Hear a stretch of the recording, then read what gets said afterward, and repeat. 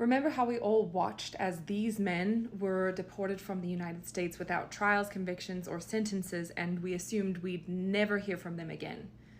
Well, now their voices are breaking through, and what they lived through is worse than any of us could have imagined. As always, to be clear up front, these were not dangerous criminals. Many had entered the US legally. None of them were convicted by US courts, but instead of due process, they were deported to El Salvador, to the Secot prison infamously nicknamed the Cemetery of the Living, a place designed not for justice, but for erasure. And inside, the horrors began. Guards stomped on their hands until bones cracked. They poured filthy water into ears as torture. Men were forced to lick each other's wounds. They lived with lights on 24/7, on bare metal beds with no privacy, even to use the bathroom.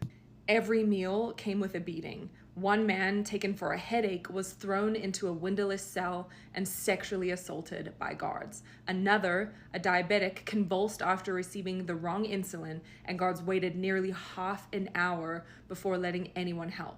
And in desperation, prisoners smeared their own blood on the walls and carved SOS into their own wounds, hoping anyone would see.